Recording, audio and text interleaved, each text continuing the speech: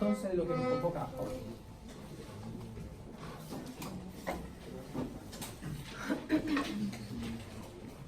Ojo y visión. Nosotros habíamos terminado de hablar sobre anexos oculares.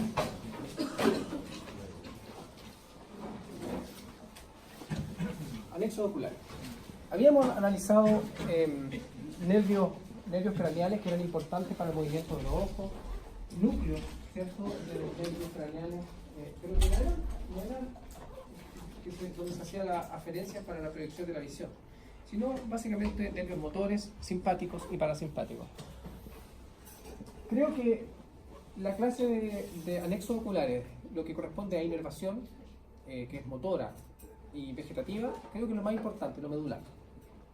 Luego están la musculatura extrínseca, que es importante cuando se analice los movimientos, y las estructuras que son anexas, cómo se rellena el globo ocular o la órbita. Ahora, la órbita dijimos que estaba conformada por varios huesos, ¿cierto? A mí me interesa, yo no le voy a nombrar todo esto, lo que a mí me interesa es que usted sepa orientarse si es que yo le digo en una prueba, por ejemplo, algo que haga referencia al techo de la órbita o a la pared medial de la órbita. Y usted debe saber que la pared medial está conformada por el hueso, por ejemplo, etmoides y el lagrimal, o que la pared superior mantiene el ala menor del esfenoides con parte del frontal, o que el margen medial o el margen lateral de la órbita tienen una constitución dada por una fusión de dos huesos de la cara. Esto, la constitución de la órbita, yo le pido que usted lo maneje, no si quiere lo estudia de un texto escrito, si quiere lo estudia de un atlas, no sé, pero maneje la constitución de la órbita ósea, porque muchas veces se le hacen preguntas en relación a los huesos que usted no conoce, que son de neurocráneo y craniocráneo. ¿Ya? Y para que intente conformar un conocimiento un poquito más elevado de cuando se le separó el cráneo. Porque ahora volvemos a ver que es la fisura orbitaria superior o inferior o el foramen óptico, que usted lo vio, por ejemplo, por endocráneo, pero ahora lo estamos analizando desde una perspectiva externa a nivel de la cara. Entonces trate de usted pensar y decir, pues así se ve el ala menor del esfenoide de la vista anterior y articulada. Así se ve el ala mayor del esfenoide articulado. Muchas veces hablamos entonces de esto. Lo más importante, el foramen óptico, la fisura orbitaria superior, que dijimos cómo estaba conformada en la clase anterior, y la fisura orbitaria inferior. Por la fisura orbitaria superior van a pasar la serie de estructuras que habíamos dicho, ¿cierto? Nervios, arterias, etc. Por la fisura orbitaria inferior van a pasar también nervios importantes que son, en estricto rigor, la segunda división del nervio trigémino. O sea, el nervio maxilar pasa por ahí. Pero ya no como nervio maxilar, sino conformando un nervio que se denomina infraorbitario. Pasa así como haciéndole un piso aquí, aparece y después se sigue yendo. Se va por lo profundo, para salir por un foramen que se denomina foramen infraorbitario. Pero queda abierta esta región para el paso de nervios que van a ir hacia la glándula lagrimal, de tal forma de que la inervación de la glándula lagrimal, que no me acuerdo si lo analizamos en la clase anterior, está dada desde el nervio maxilar, pero no por el nervio maxilar, sino que el nervio maxilar, como en otras veces hemos dicho, le presta su recorrido nomás al nervio facial. Y el nervio facial es el que proporciona nervios que se denominan petrosos, que después se van a denominar bilianos, que no son tan, no importa esa constitución, sino que lo que me importa ahora es que usted entienda de que el nervio facial en algún momento le proporciona fibras que son parasimpáticas y que van a atraerlas a través del maxilar y van a pasar por un ganglio que se ubica a nivel del nervio maxilar, que los van a conocer en unas clases más, que se denomina pterigopalatino. Y a ese ganglio pterigopalatino le entrega fibra al nervio maxilar, y cuando va pasando por aquí forma nervios cigomatolagrimales. Nervios que van a abordar la órbita y van a ir a dirigirse hacia superior para dar inervación a la glándula lagrimal. O sea que tenemos una inervación vegetativa aportada por el nervio facial, pero entregada por el nervio maxilar. ¿Se entiende eso? El ojo, hay dos maneras de verlo. Y nosotros vamos a buscar una que va a ser dividida, porque el sector anterior, que es palpebral, que es de lo que corresponde al párpado y la conjuntiva, nosotros lo vamos a analizar en las clases de cara, que es la próxima clase, la de cara superficial, porque conforma parte de una región de la cara, una región superficial de la cara, que se denomina región palpebral. ¿Se entiende? Entonces nosotros en la región de la cara hablaremos de todo lo que corresponde al párpado hasta la conjuntiva. Y hoy vamos a hablar desde la conjuntiva hacia lo profundo. Y nosotros vimos que periféricamente el globo ocular estaba relleno con una serie de estructuras, ¿cierto? Hablamos hasta la periórbita. Y entonces ahora nos vamos a entrar hablando del globo ocular.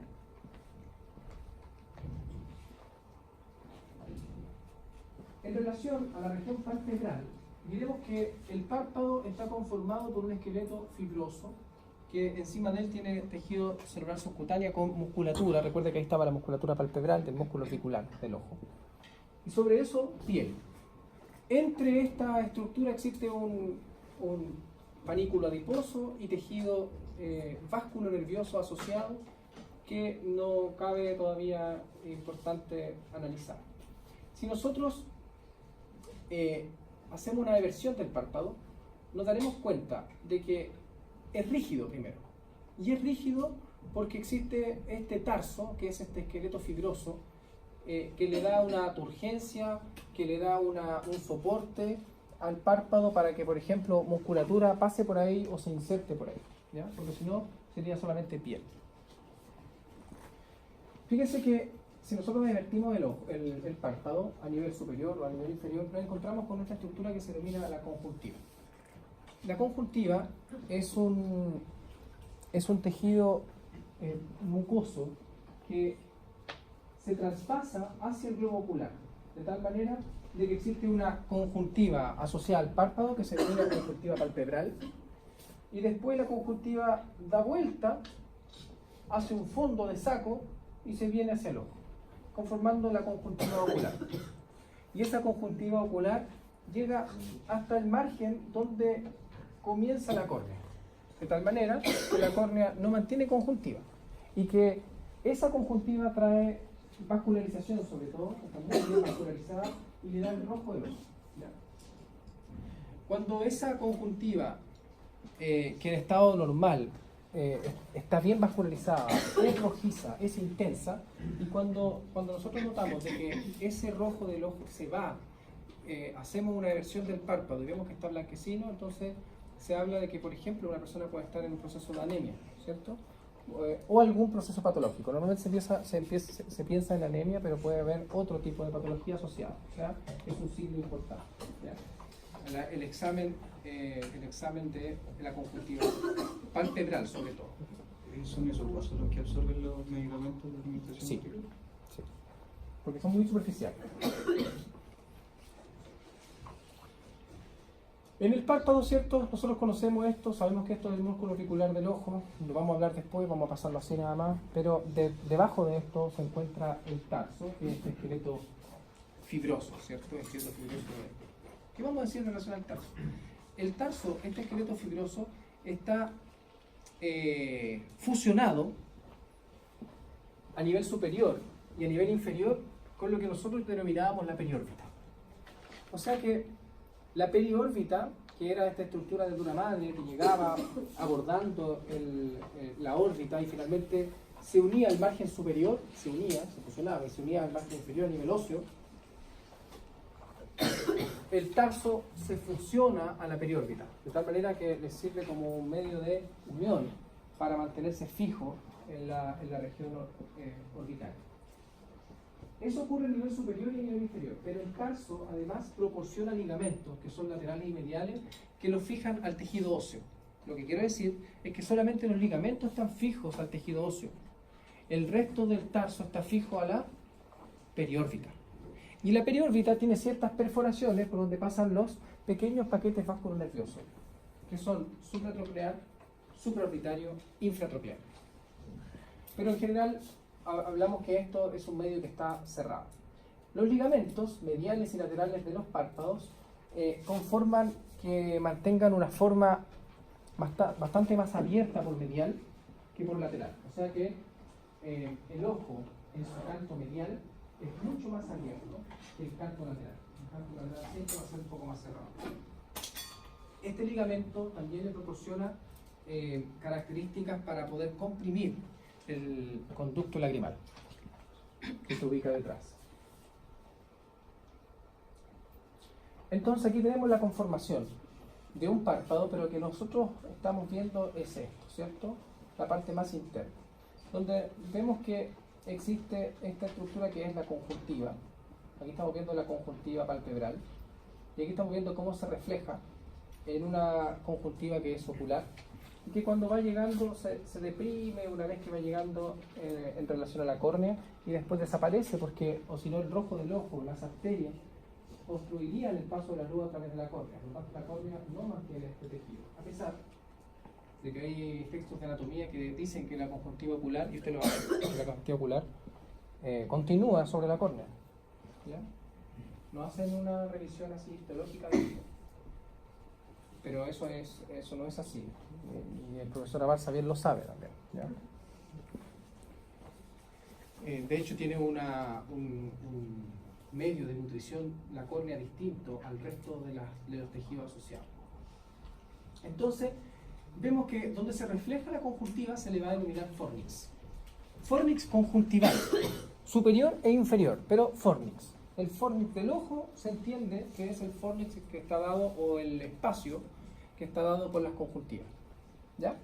Conjuntiva ocular, conjuntiva palpebral, fornix. Es decir, que si yo meto algo al ojo, al globo ocular, una basura, un lente de contacto, lo que sea, y esa basurita se va a ir a escapar, digamos, de lo que es el sexto anterior del ojo, entonces se va a perder en ese fornix. Pero la estructura de esa basura o ese lente de contacto no se va a perder hacia el polo posterior del ojo. O sea que está atrapado por los dos fornix. El fornix superior es más amplio, el fornix inferior es cortito. Esto va a ver la disección. Por lo tanto, las basuras, cuerpo extraño o un lente de contacto siempre se pierden hacia superior. ¿Ya? No se pierden hacia inferior. De repente pasa que un lente de contacto se quedan dormidos con ellos y se va hacia superior y después no lo ven, no lo encuentran, se le perdió, lo buscan en la cama y a mediodía aparece, empieza a aparecer. Y lo tenían metido en el fornix superior y no lo detectaban. ¿Ya? Eso es muy común.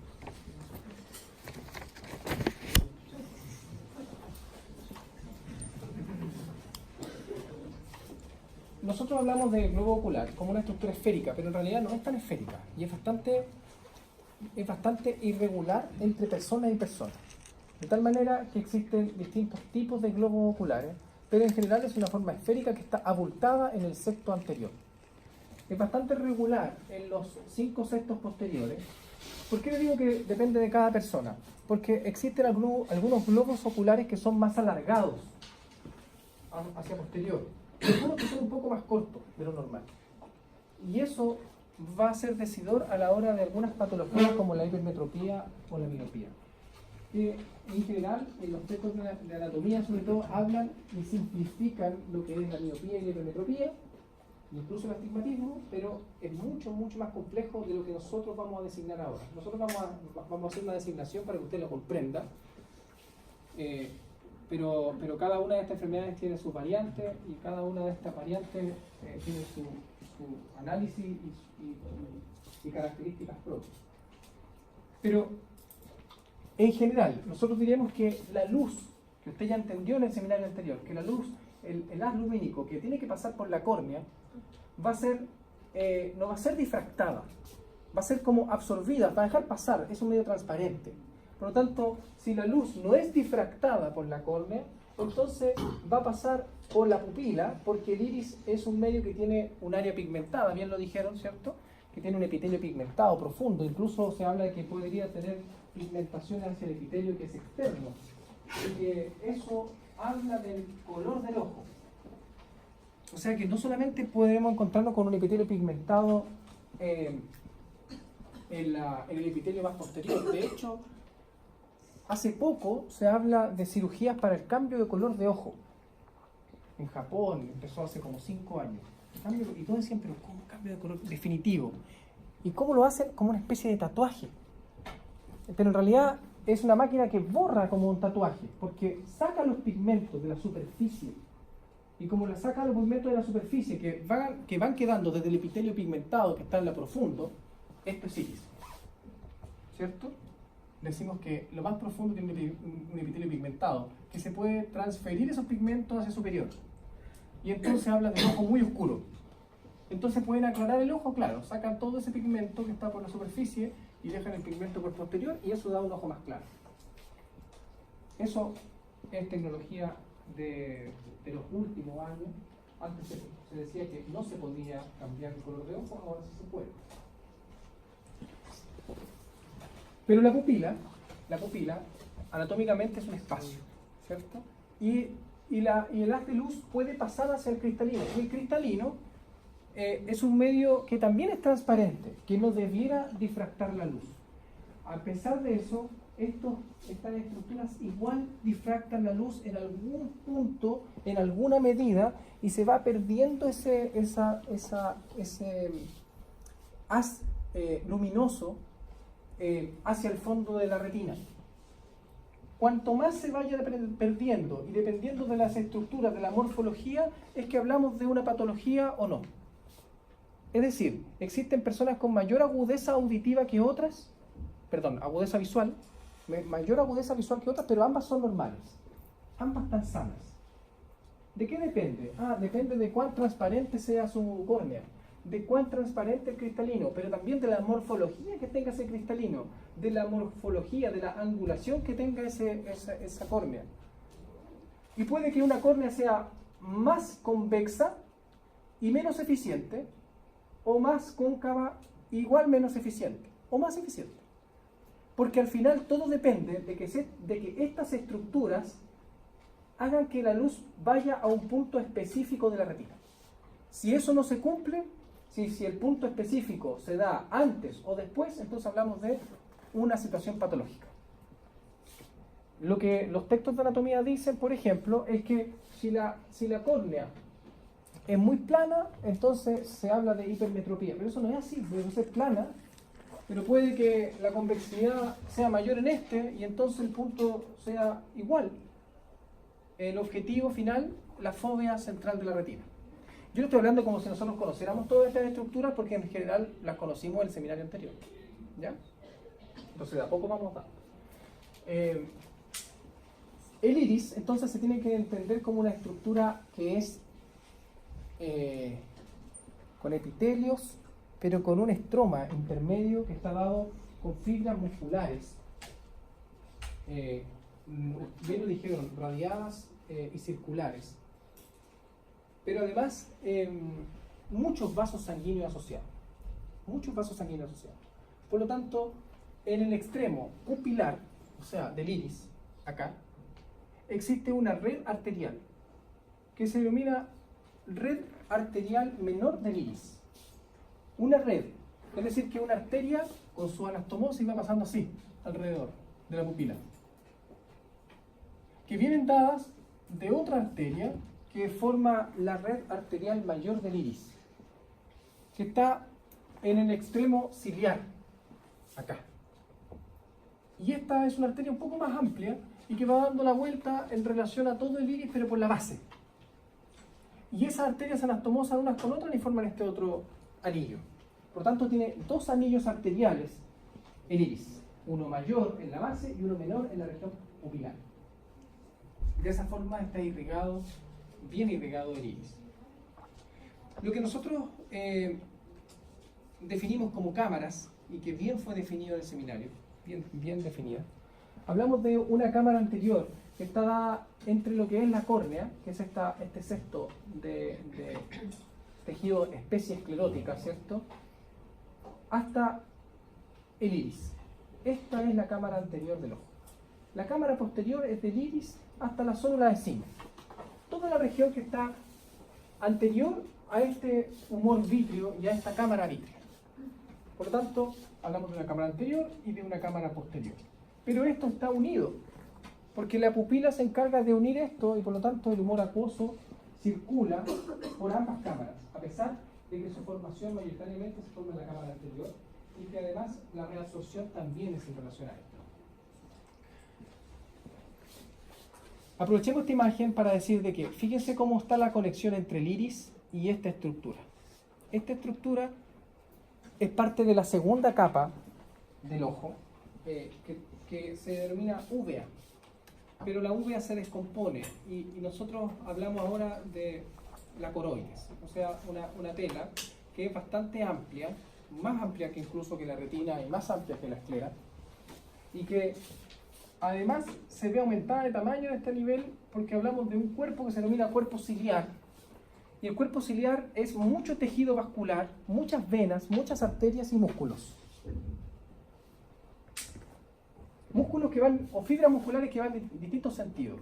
Y de este cuerpo ciliar, de estos cilios, van a salir estas estructuras que son unos cuerpos tendinosos, igual como pasaba, ¿se acuerda?, con las cuerdas tendinas y los músculos papilares del corazón.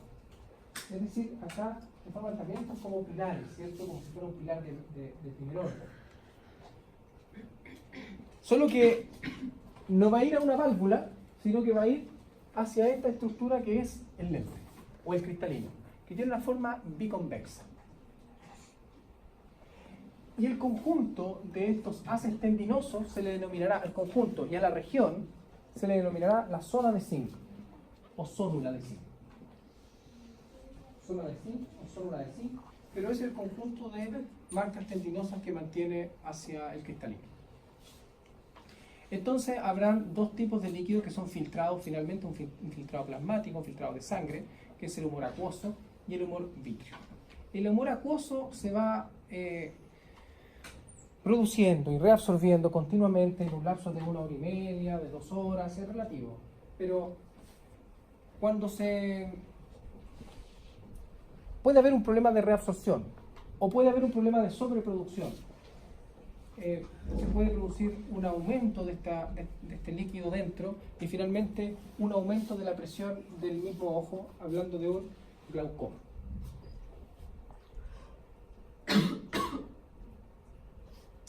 Me gustan estas imágenes, este es un acercamiento, ¿cierto? Ahí está una imagen que estábamos viendo anteriormente y un acercamiento a esta región.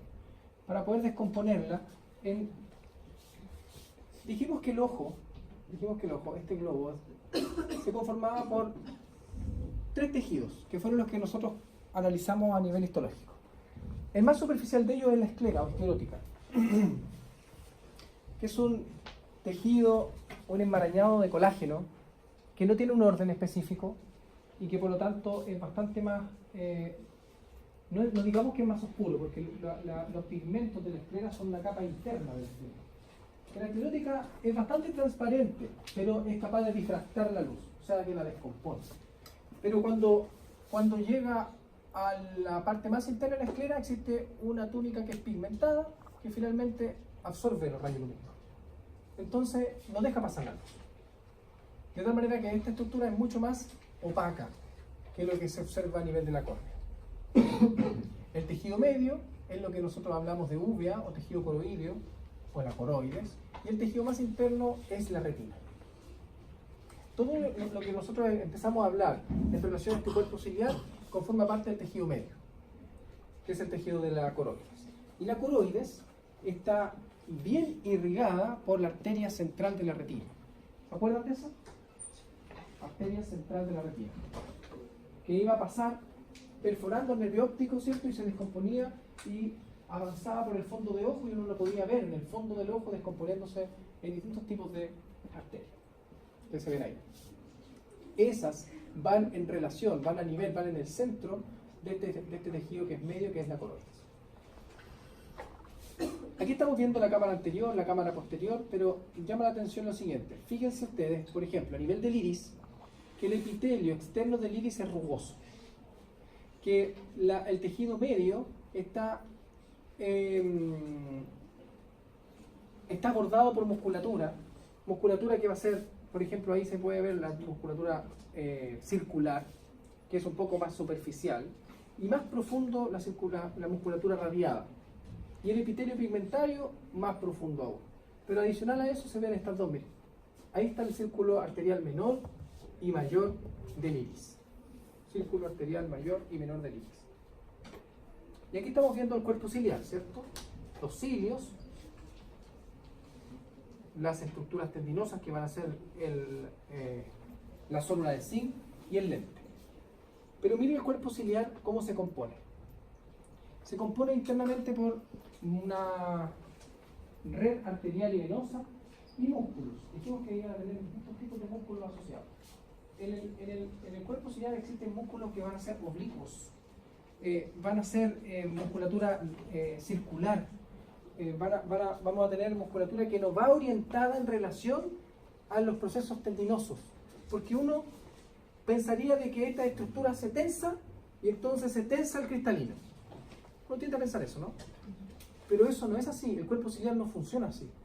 El cuerpo ciliar, cuando se contrae la musculatura, lo que hace es que intenta mandar a la coroides hacia adelante. Tracciona la coroides hacia adelante. ¿Y qué ocurre con las cuerdas tendinosas? ¿Perdón? Disminuye la tensión. Disminuye la tensión. Y como disminuye la tensión, ¿qué ocurre con esto? Se abomba, se hace más convexo. Es al revés de lo que uno pensaría. De esa manera trabaja. Por lo tanto, para poder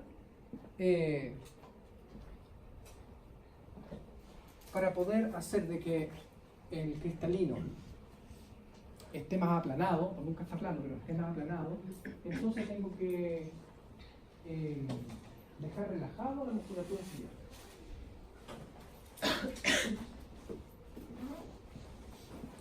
Aquí se ve otra cosita importante antes que se nos vaya la imagen.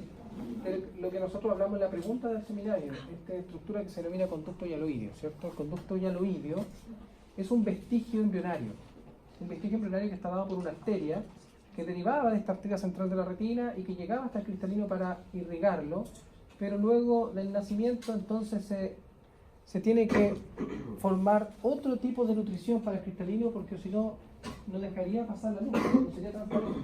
Y entonces se comienza a desarmar esa arteria y finalmente se reabsorbe completamente y deja ese conducto en el centro del humor vítreo. Estas estructuras que nosotros estamos hablando ahora, todas estas, nosotros las vamos a ver el próximo martes en el práctico de ojo. Vamos a hacer una disección de ojo. Me imagino que ya se han conseguido ojo vacuno o ojo de cerdo. Traten de traer los ojos, si se puede. Traer ojos que no venga solamente el globo ocular, sino que venga con todo el contenido graso. Ojalá le hayan sacado hasta con periórbita o con parte ósea. De repente han llegado con parte de la órbita, incluso así, y lo armamos acá y lo desarmamos de nuevo, ¿ya? Para que podamos ver toda esta estructura.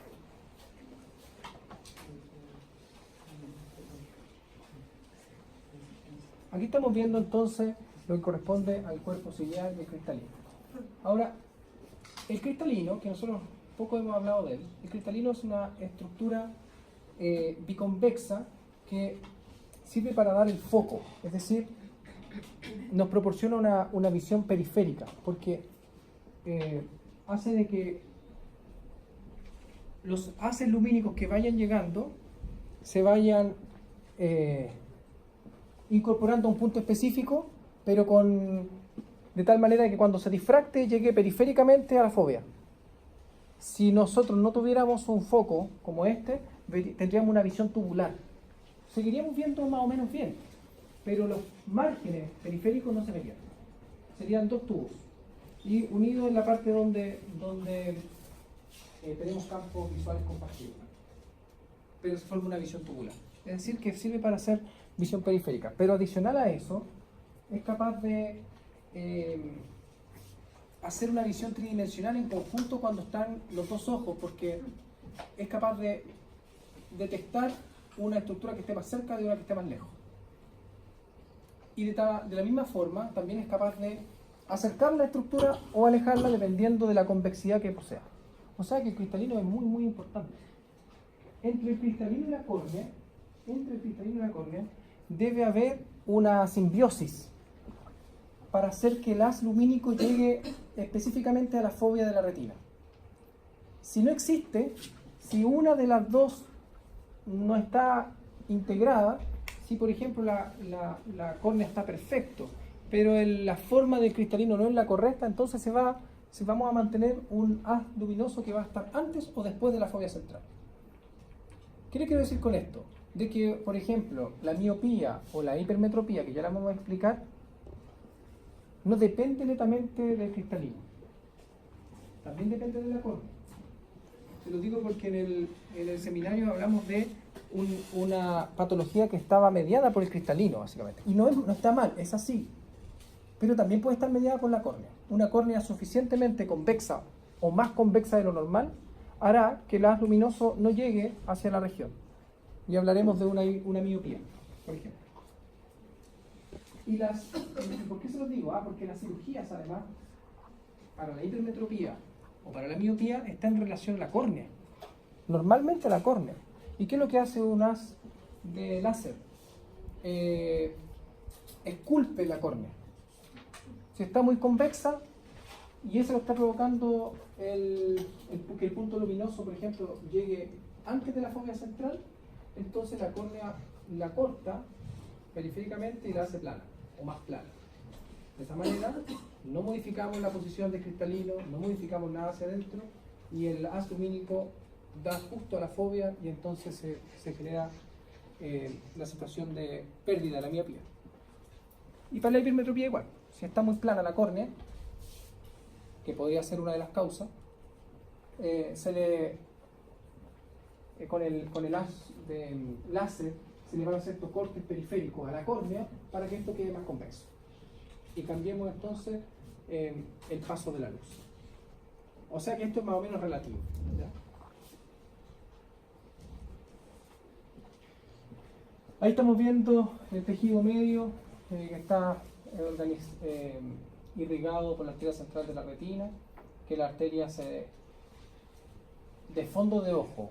Más importante es la arteria central de la retina, pero que la esclera está perforada por alrededor de 15 o 20 pequeños conductitos por arterias que son escleróticas y que también van a llegar hacia los tejidos medios y por nervios que nosotros los llamamos en algún momento nervios ciliares, ¿se acuerdan? Nervios ciliares cortos y largos.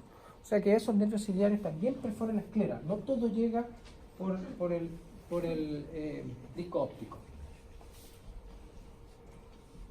Aquí estamos. La lente, de que estábamos hablando de la lente, no hablamos de eso. Ya. En relación a lo que nosotros hablamos del ecuador de la lente, que es este margen, este borde de la estructura biconvexa, es donde se van a fijar las estructuras que son tendinosas. Van a estar fusionadas con la lente y van a estar conformadas por la misma estructura histológica. Por lo tanto, es muy raro que se forme una desconexión de esta estructura entre la lente y los tejidos tendinosos asociados. Pero sí se puede sacar, por ejemplo, la lente a través de una cirugía que va en relación. Para poder sacar una lente, y ustedes lo van a hacer el próximo martes, usted tiene que acceder por la cámara anterior del ojo en el ángulo esclerocorneal, justo en el ángulo donde está la esclera con la córnea, porque en esa región se puede cortar con mayor facilidad y no va a encontrar ninguna estructura importante por el paso del bisturí, a pesar de que el bisturí, una vez que usted lo va a estar metiendo, si lo mete mal, va a llegar al iris y esto se va a teñir completo. Pero si lo hace con cuidado, no va a haber ninguna estructura de importancia. Luego que metamos por la cámara anterior, usted se va a meter no al cristalino, no va a tocar el cristalino, sino que va a ir a la zónula de zinc. En la zónula de zinc usted va a meter un instrumento y con una cuchareta y esto va a empezar a soltarse. Pero lo que básicamente ocurre es que los tendones de la zónula de zinc se cortan. No es que se desprendan del cristalino. Ahí estamos viendo una imagen electrónica del cuerpo ciliar. Cuerpo ciliar, ¿cierto? Y aquí está la zona de zinc, y aquí está fusionado entonces estas estructuras tendinosas con el cristalino. ¿Saben qué me gusta de esta imagen? Que es real. Y esto es lo que yo les decía que los chicos de los seminarios anteriores podrían haber mostrado algo así. Están todos los textos para las personas de tegumentos, para las personas de elementos torácicos. Muestren imágenes que tengan la realidad para que usted lleve estos esquemas hacia una imagen real y que los estudiantes digan, ah, perfecto, esto es verdad, esto se puede ver, ¿ya? Esto es lo que nosotros estábamos hablando. Esto es como una simplificación de lo que se denomina miopía, hipermetropía y astigmatismo. Y para entenderlo, nosotros tenemos que entender que la córnea, el lente, el iris incluso, la pupila y la retina deben estar en una coordinación tal que el haz luminoso llegue a un punto específico. Pero miren, cuando existe una córnea muy convexa, muy abultada, entonces se forma miopía. ¿Por qué? Porque la imagen obtenida se va a obtener anterior a la fobia central. ¿Usted sabe lo que es la fobia central? ¿O no todavía? Porque lo leyó en el seminario, ¿cierto? La fobia central del fondo de ojo, que es el punto de mayor agudeza visual de la retina. ¿Ya? Si bien es cierto, la retina tiene fotorreceptores por casi todas partes, la mayor concentración de conos, que son los que más nos interesan, están en ese punto. Por lo tanto, existe una miopía si la imagen se forma anterior a la fobia. ¿Por qué? Porque la córnea está muy convexa. Entonces, ¿qué es lo que podemos hacer? O colocar lentes cóncavos, porque así contrarrestamos la convexidad, o se puede hacer una cirugía. Y en una cirugía, si la córnea está muy convexa, provocando miopía, ¿qué haría? Haría cortes para dejarla un poquito más plana.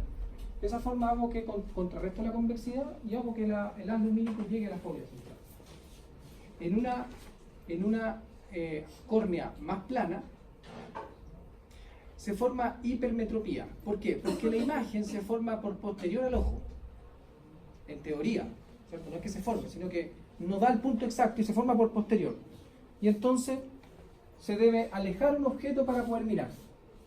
¿Qué tipo de lentes podemos hacer? Convexos. O una cirugía donde se le corte a la córnea las partes más periféricas para poder levantarla y de esta manera hacer una córnea un poquito más convexa.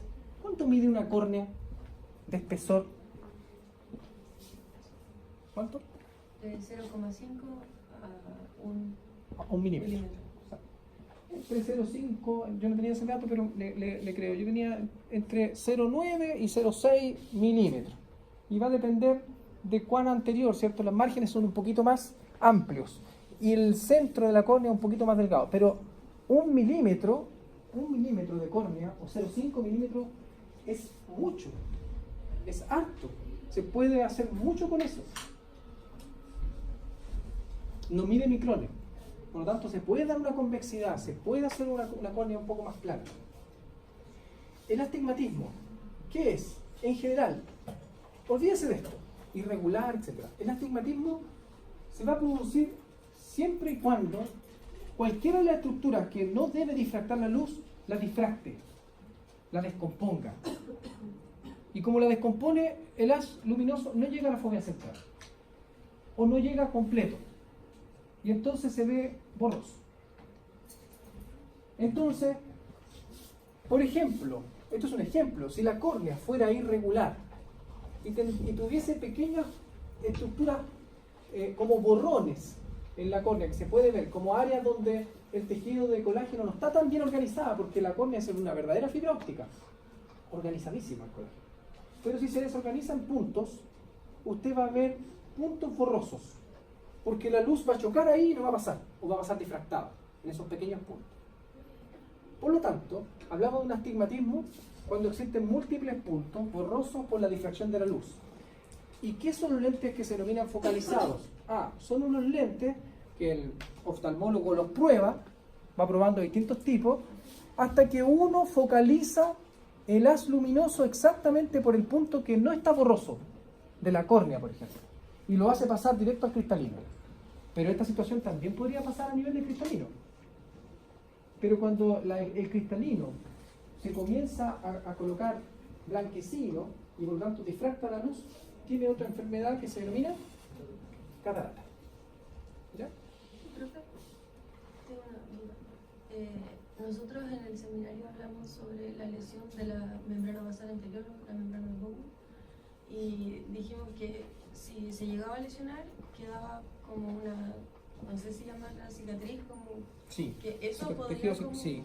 desembocar en astigmatismo. Totalmente de acuerdo, porque finalmente, por ejemplo, la membrana de Bowman, que es una membrana basal de la córnea, si existe una lesión corneal por cualquier motivo y la cicatrización, ni siquiera digamos que sea mala, sino que la cicatrización sea irregular, porque así es la cicatrización, entonces en esos puntos específicos se va a difractar la luz y entonces puede provocar un astigmatismo. Pero también podría ser de que cualquiera de estas situaciones, disculpen, antes que vaya a eso, para terminar el tema del astigmatismo, dijimos que los lentes focalizados focalizan el haz luminoso de tal manera que el oftalmólogo prueba y dice, aquí está el foco exacto donde el haz lumínico pasa hacia la fobia, y entonces el individuo ve cómo me conecto, más o menos, cómo me conecto, mejor, y con este, perfecto, ya, lo pasó focalizado. Pero también puede hacer una cirugía en el cual haga con un láser una regularización de esas imperfecciones a nivel de la córnea. Pero eso no ocurre, por ejemplo, a nivel de la membrana de Bowman, porque como está en la base, no se puede hacer eso. Entonces hablamos, y por eso digo que esto es más complejo. Entonces el oftalmólogo dice, este es un astigmatismo pero no operable. No se hace cirugía, un lente. ¿Va a avanzar? Sí, puede avanzar. Pero este no, este sí se puede operar, porque este es una irregularidad superficial de la córnea. Entonces nosotros la pulimos. Y se pule con un haz, el oftalmólogo lo que hace es controlar el equipo y punto. Todo lo hace el láser. Pero imaginemos la siguiente situación. Usted entendió esto, parece bien lógico. Pero imaginemos de que las córneas son normales, el lente es normal, pero la cámara vítrea es un poco más corta. Y por lo tanto, el fondo de ojo o la longitud del ojo desde la córnea hasta el fondo de ojo es un poco más corto. Eso es suficiente, por ejemplo, para tener una hipermetropía. Y es difícil de detectar.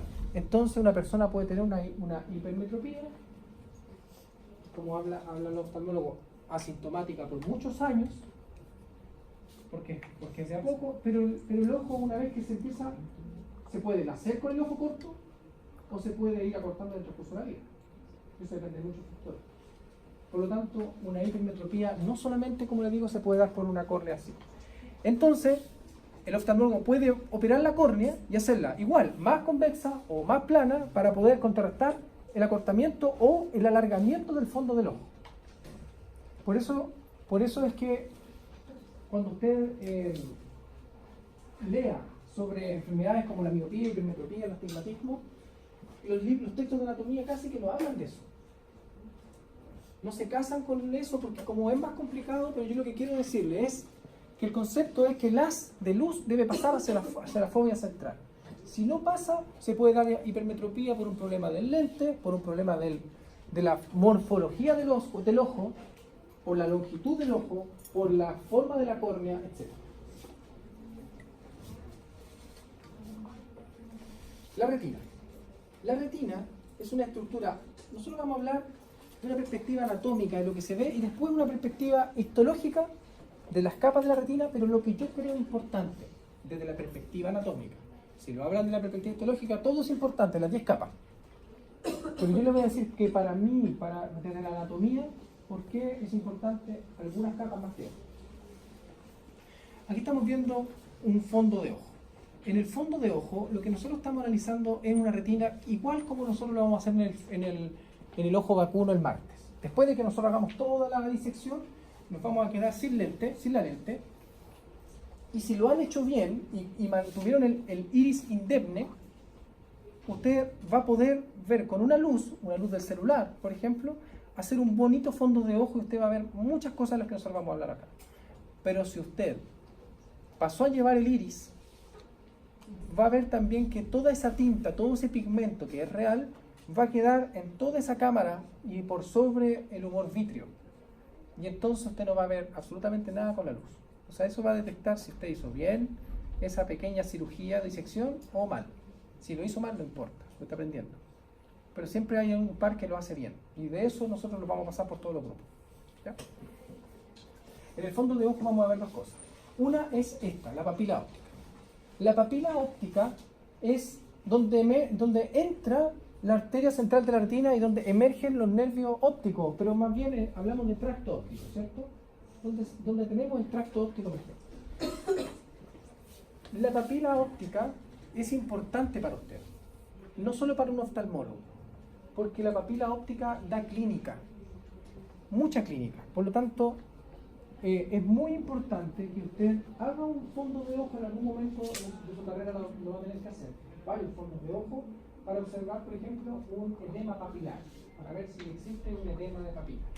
Los edemas papilares son muy comunes, por ejemplo, en algunas alteraciones que son del sistema nervioso, o en algunas alteraciones que son vasculares, como infartos cerebrales.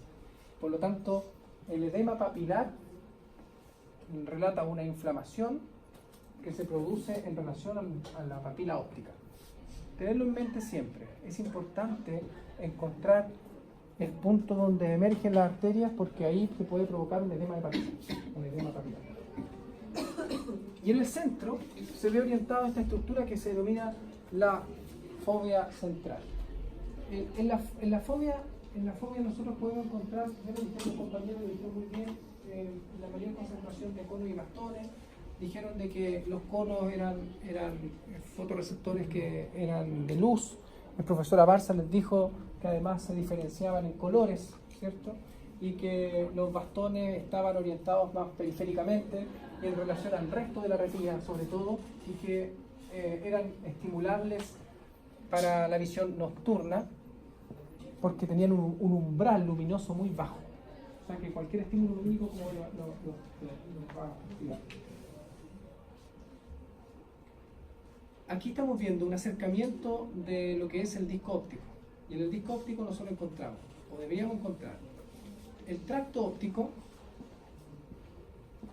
una región oscurecida que es la porción esclerótica del disco óptico, y en el centro un espacio. Porque usted siempre se debe acordar que dentro de esta estructura nerviosa está una arteria, y que no le está dando irrigación, sino que está prestándola como vehículo, que es la arteria central de la retina. Entonces nosotros estamos viendo ahí el espacio para la arteria y venas centrales de la retina. Y este es más o menos parecido a la imagen que mostraron de las capas de la retina. Las capas de la retina son 10 capitas. Pero hay algunas que a mí me parecen más interesantes. La primera capa, que es un epitelio un epitelio pigmentado, ¿cierto? Un epitelio pigmentado es el que absorbe la luz, pero además le proporciona, dan el contorno a los objetos.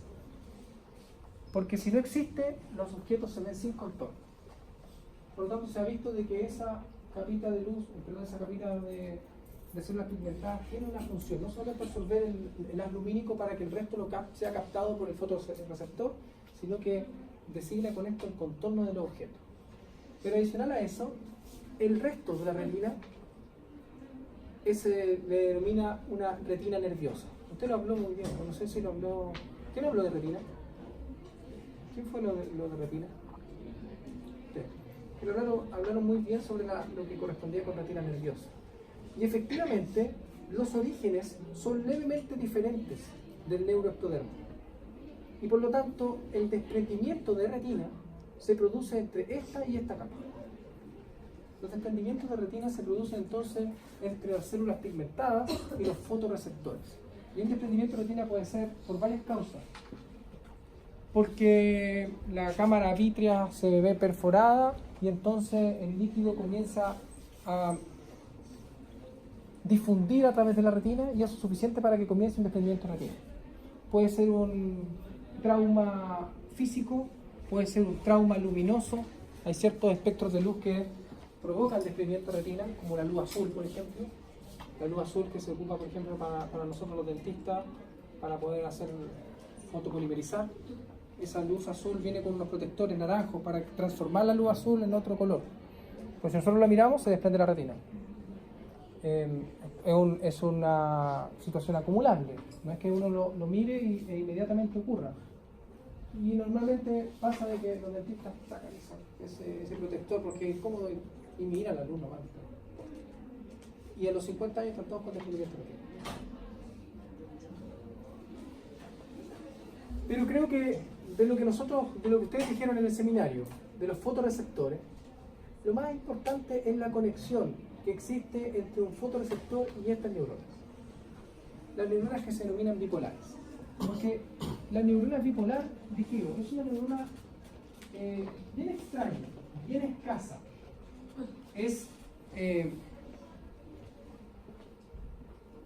Sirve para poder captar sensaciones y no sensibilidad. Porque para la sensibilidad tiene que ser derivada de esta, la neurona pseudomonopolar. Esta sirve para captar estímulos de sensaciones. Y tiene una conexión con neuronas pseudomonopolares que corresponden a la segunda neurona de la vía óptica. A pesar de eso, pero a ver, si leen los textos, Gray, Moore, Pro,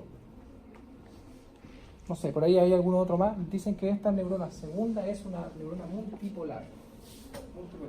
Pero eso yo creo que eso es un error de traducción, porque si usted lo ve en un paper, usted va a ver que la segunda neurona de esta vía, igual como las neuronas de la vía auditiva y olfatoria, son neuronas pseudomonopolares porque son sensaciones, son similares a la sensibilidad. Las multipolares son neuronas que tienen que ver con movimiento. No hay multipolares, pseudomonopolar. Y de hecho no existe, fíjense, un árbol dendrítico gigante. Pseudomonopolar. Y decíamos que la conexión que existía entre la neurona bipolar y la neurona pseudomonopolar era este estrato, que nosotros hablábamos de un estrato plexiforme, ¿cierto? Plexiforme porque interno, porque ahí se ven todas estas axones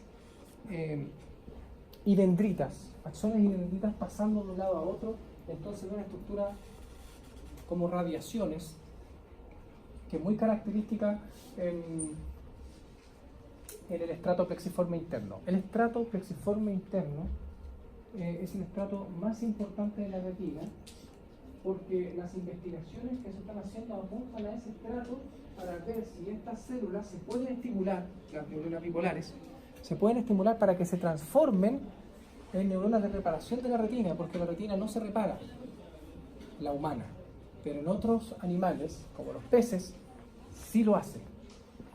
Tiene un potencial de reparación amplio. ¿Por qué la retina humana no se repara? Nadie sabe. Pero en teoría, la neurona bipolar, ¿se acuerdan que se le dijo que la neurona bipolar es pluripotencial? O sea, podría en teoría jugar un rol de convertirse en cualquiera de las otras neuronas. Y si es pluripotencial, podría tener la capacidad de regeneración neuronal. Pero esta no la tiene. Entonces, se han hecho investigaciones a través del estrato que conecta la primera con la segunda neurona de la vía para ver si la neurona bipolar es capaz de transformarse a una segunda neurona o de hacer como un bypass, donde la primera neurona de la vía no exista y que la célula ganglionar sea capaz de hacer estimulable al fotorreceptor. No hay nada claro al respecto, todavía no hay Todavía se sigue diciendo de que la retina no tiene capacidad de regeneración, a pesar de que se han hecho pequeñitos avances, ¿ya? Aquí estamos viendo entonces los estratos de la retina, pero es más o menos parecido. El estrato pigmentario se ve, era homólogo a ese. El estrato neuroepitelial, aquí, estrato neuroepitelial, que es este estrato, donde se ven los cuerpos de los fotorreceptores. Pero mire, vamos al plexiforme interno.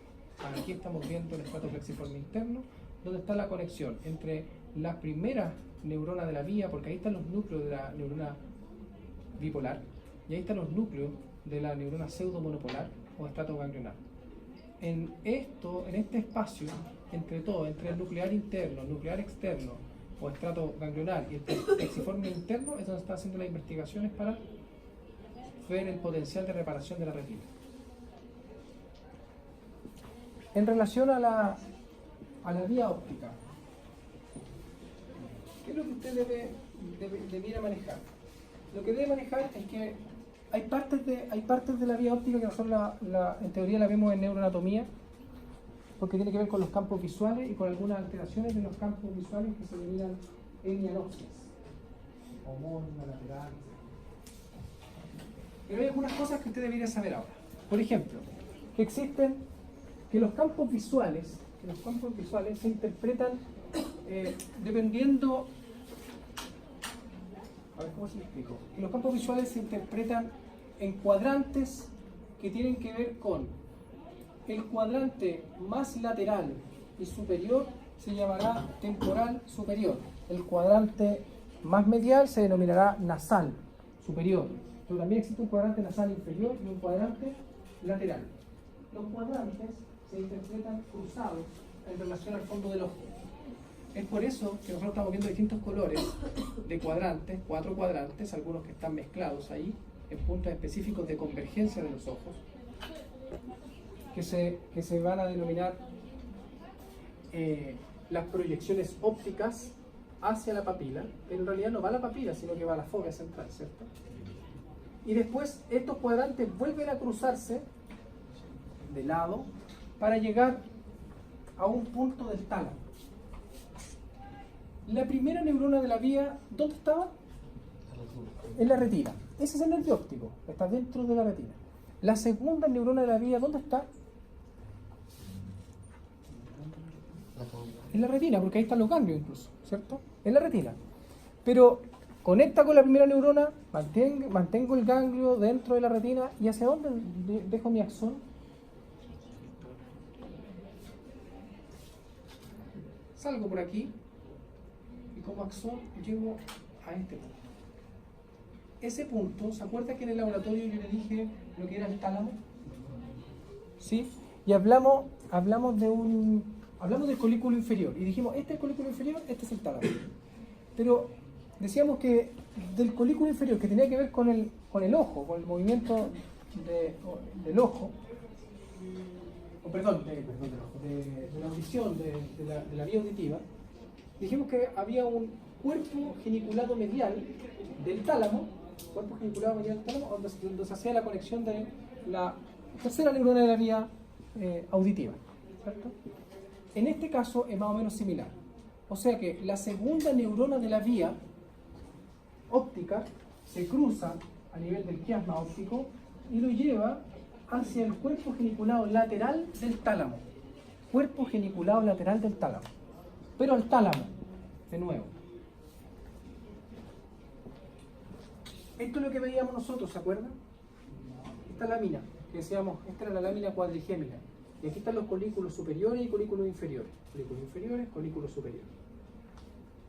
Esta, fíjese, en el tálamo, en el cuerpo geniculado lateral del tálamo, queda al ladito, queda cercano al colículo superior. De hecho, aquí se forman vías al colículo superior porque este es un núcleo de integración visual. Y tiene una distribución que se denomina retinotópica, es decir, a este nivel existen distintas capitas del núcleo que tienen que ver con si distintos espectros de luz van a tener distinta interacción con motores o con otros nervios craneales. Un núcleo de integración. Pero miren, también está muy cerca de esta estructura. Este es el cuerpo pineal. Y estas estructuras son las avénulas. Y dentro de esto existen núcleos que se denominan núcleos avenulares, aquí. Y que controlan el ritmo circadiano. ¿Se acuerdan? ¿O saben lo que es el ritmo circadiano? ¿Sí? ¿Y qué tiene que ver con los ritmos de luz y oscuridad? El hecho de que usted baje la intensidad lumínica o que en un momento del día se baje la intensidad lumínica de sueño. ¿Cómo se produce eso? Es que a nivel del cuerpo geniculado lateral del tálamo envía conexiones hacia el área avenular y en el área avenular, en los núcleos avenulares controlan el ritmo circadiano, entonces está conectado con la vía visual. De tal manera de que la vía visual, cuando pasa por el cuerpo geniculado lateral, como pasa por el tálamo, ¿se acuerdan que yo le dije? El tálamo controla todo esto, todas estas estructuras que no son conscientes. Entonces usted tiene que decir, como todavía no sabe tener una teoría, dice, da igual que sea el cuerpo geniculado lateral del tálamo, lo importante es que pasó por el tálamo, y en el tálamo se controlan funciones como el ritmo circadiano, los ritmos de luz y oscuridad, el control con otros nervios craneales como la vía auditiva, como el control de nervios craneales que tienen que ver con los motores del ojo, etc. Y la tercera neurona de la vía es la neurona que va a ser consciente, la neurona consciente. Porque la neurona tercera sale, emerge del cuerpo articular lateral del tálamo y se va a ir hacia la región más posterior de la corteza cerebral. Hacia la región más posterior de la corteza cerebral. Y nosotros vamos a poder observar esto en cortes de cerebro, en cortes que se denominan de fletching, o sea que el corte está hecho así, y se pueden ver estas radiaciones que se denominan radiaciones ópticas. Y las radiaciones ópticas vemos que se dirigen hacia una corteza que se denomina calcarina, que está en el margen, o la parte más posterior, en el polo más posterior del cerebro. Y aquí se vuelve a analizar con una distribución que se denomina retinotópica, es decir, que está en relación a los campos visuales y está en relación a, o tiene un orden, esa corteza en relación a campos visuales y tiene un orden en relación a espectros de luz. Pero ¿qué le quiero decir con todo esto? No nos vamos a meter en cosas complejas. Le quiero decir de que esta tercera neurona, ¿sabe de qué se encarga?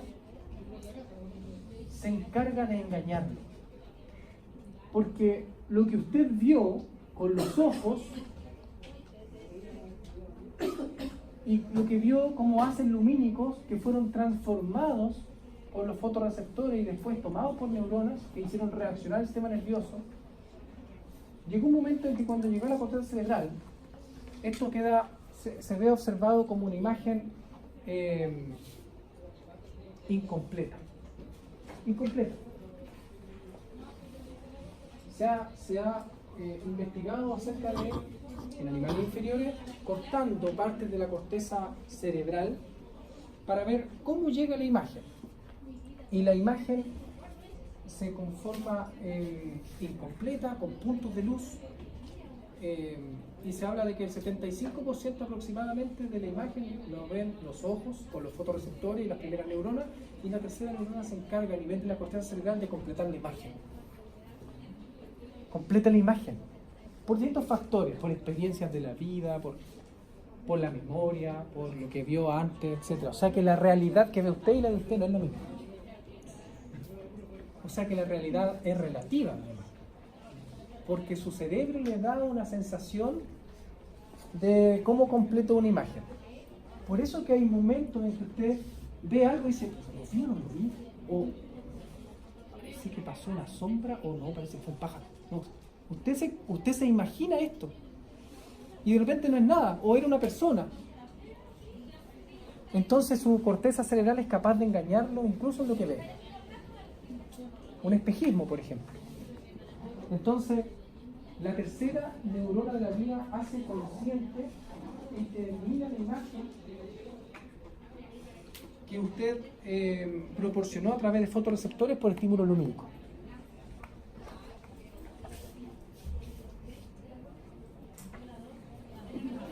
¿Qué vemos aquí en este corte de cabeza? Veamos. ¿Qué es eso? Recto superior del ojo. Recto superior del ojo. Eso. El oblicuo superior del ojo. Ese es el tendón del oblicuo superior. Y ahí, La tróclea. la tróclea. Perfecto. Mire eso. ¿Qué será eso?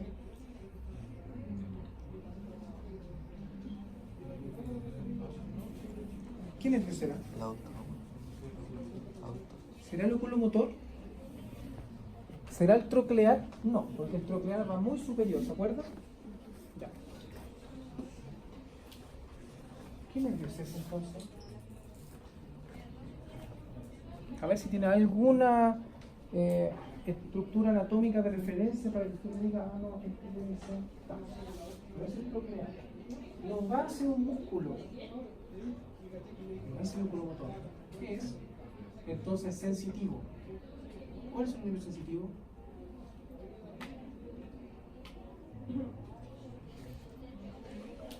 Oftálmico. ¿Cuál? Animal. ¿El cuál? Animal. ¿Lagrimal? No. No, porque el lagrimal va Mira, ahí está la glándula. ¿Esa es la glándula vaginal? Suprorbital. No. Va hacia la pared medial, mire, va hacia la pared medial, que indica darle bastante sensitiva a la región nasal, nasociliar. Nasociliar. Pero además el nasociliar, yo no sé si lo dije, pero recorre lateral al nervio óptico y cruza el nervio óptico por superior para dirigirse hacia la región más medial de la pared nasal. E ingresa a la pared nasal. ¿Eso qué es? ¿Arteria qué? Arteria oftálmica. Dentro de arteria central de la retina, ¿cierto? Pero se acuerda que yo le dije que había algunas arterias que perforaban el globo ocular, pero no eran las arterias centrales de la retina. Se denominan también arterias uveales. ¿Eso qué será?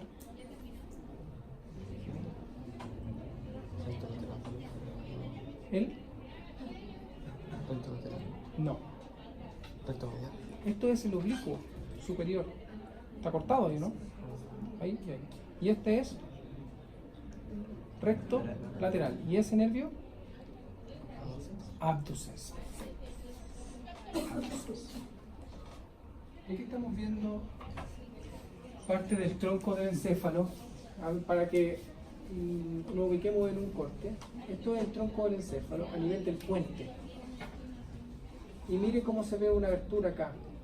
Una abertura que se denomina cuarto ventrículo. ¿Se acuerda que yo le dije que el cuarto ventrículo estaba orientado al piso en el tronco del encéfalo, pero el techo era parte del cerebelo y nosotros conectábamos el cerebelo por atrás? Entonces aquí estamos viendo el cuarto ventrículo y en toda el área que corresponde a donde está el cuarto ventrículo, los nervios craneales que hemos visto hasta el momento se encuentran en sus núcleos, ¿ya? Por la región posterior. Ese gran nervio, ¿cuál será? Miren, supernervio, trigémino, nace en el puente, trigémino. Y acá estamos viendo, esa es la corteza, estamos viendo la corteza calcarina. O sea que esta es el área cortical que termina la imagen en una persona. O el área consciente. Hasta ahí vamos a llegar con esto, chicos. Nos vemos en